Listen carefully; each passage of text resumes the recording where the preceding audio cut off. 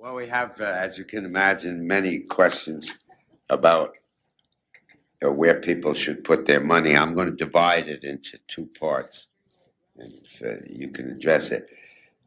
This questioner intends to put $1,000 yearly into my 4-year-old daughter's education fund. Where should I put it? Invest it, one. The other just covers everybody else. What are some of your current market favorites and why?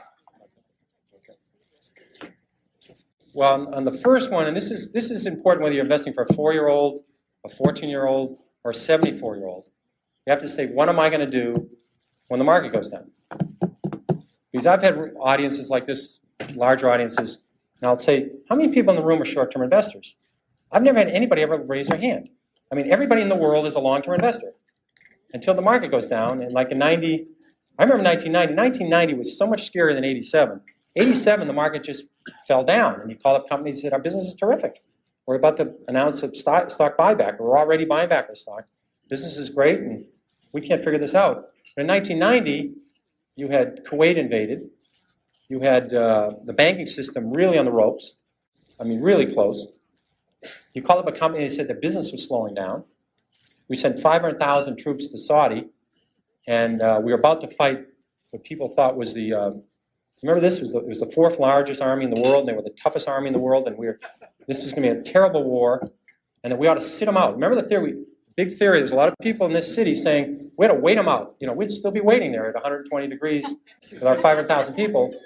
I mean, I think Bush made an incredibly brave decision on the information he was getting to go in there and knock them out, or we'd still be there.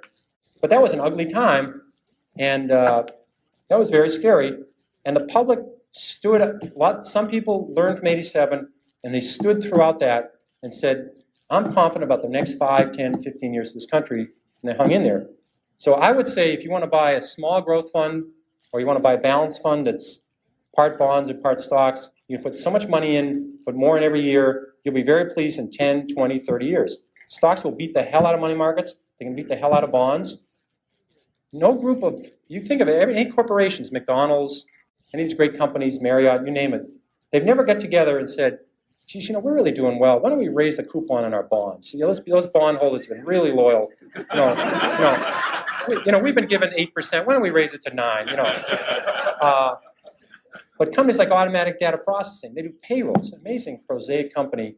32 years of higher earnings. 32 years of double-digit earnings growth. We've had recessions, we've had wars, we've had changes in Congress, changes in the Supreme Court. 32 years of up earnings. So, I mean, that's what you're relying on. Johnson & Johnson, 30 years of up earnings. I mean, these are General Parts, 42 years of up earnings. Emerson Electric, 38 years of up earnings. You don't see companies like this in other parts of the world.